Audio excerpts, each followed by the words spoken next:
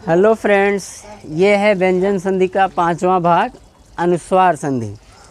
अनुस्वार संधि अब 5वां भाग या आप कहिए 5वां नियम।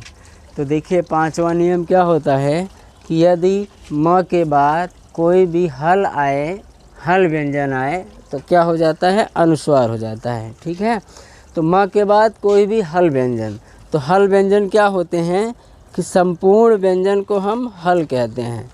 कि जो आप माहेश्वर सूत्र पढ़ते हैं तो माहेश्वर सूत्र में जो 14 सूत्र निकले हैं, 14 सूत्र में, तो 14 सूत्र में प्रथम जो 4 व्यंजन हैं, 4 में क्या है, अच को बताया गया है। ठीक, और बाकी के जो 10 हैं उनमें किसको बताया गया है, हल को। ठीक ना, तो 14 में जो पहले 4 हैं, 1 2 3 4, उसमें सभी अच यानी होते हैं स्वर।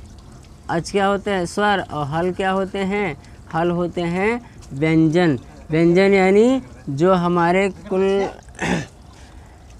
व्यंजन होते हैं, क ख ग घ अंग, यानी क वर्ग, च वर्ग, ट वर्ग, प वर्ग, है ना। उसके बाद अंतस्थ व्यंजन, ऊष्म व्यंजन, संघर्षी व्यंजन, या फिर एक होते हैं हमारे संयुक्त व्यंजन।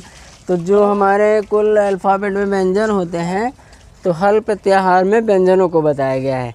और अच प्रत्याहार में किसको बताया गया है, अच में स्वर को बताया गया है। ठीक है, तो यानी म के बाद कोई भी व्यंजन आता है, कोई भी, क से लेकर ज्ञ तक कोई भी व्यंजन आता है। ठीक है, क से लेकर ज्ञ तक कोई भी व्यंजन आता है तो वो क्या हो जाएगा, अनुस्वार हो जाएगा। ठीक, जैसे कार्यम प्लस कुरु, तो म प्लस हल, तो ये है म और ये क्या है, हल।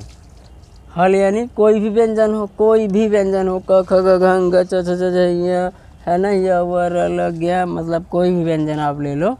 तो म के बाद कोई भी व्यंजन आए तो वो क्या हो जाता है, ये म हमारा अनुस्वार हो जाता है। तो कार्य और ये जो म है यही क्या होगा, अनुस्वार। अनुस्वार का मतलब है बिंदी।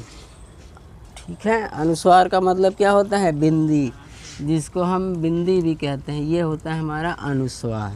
ठीक ना, तो कार्यम कुरु क्या होगा, कार्यम कुरु।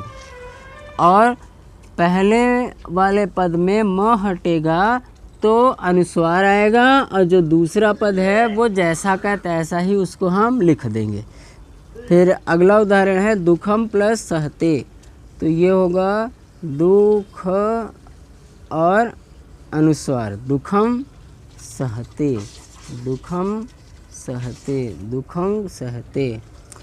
त्वम करोसि, तो ये होगा त्व, और म हटेगा तो अनुस्वार आएगा, और फिर करोसि। तो हम दूसरा पद जैसा लिखा है वैसा ही हम इसको लिखेंगे। ठीक ना, हरिम प्लस वंदे, तो ये होगा हरि, और म हटा तो अनुस्वार आया, और फिर वंदे, हरिम वंदे। पाठम पठ, तो ये होगा पाठं पठ, पाठं पठ। मेघम पश्यति, तो म हटेगा, अनुस्वार आएगा। यही तो नियम होता है कि म में कोई भी व्यंजन जुड़े, कोई भी व्यंजन, तो ये म क्या हो जाता है, अनुस्वार हो जाता है। यही अनुस्वार संधि का नियम है। ठीक ना, कि म के बाद कोई भी हल आए तो वो क्या हो जाता है, अनुस्वार हो जाता है। क्या म हमारा अनुस्वार हो जाता है, म को हटा करके हम अनुस्वार लिख देते हैं। तो म हटेगा तो मेघं, फिर पश्यति, मेघं पश्यति। रामम भजामि, तो ये होगा रामम भजामि, रामम भजामि। फिर है गृहम प्लस गच्छति, तो गृहं गच्छति, गृहं गच्छति।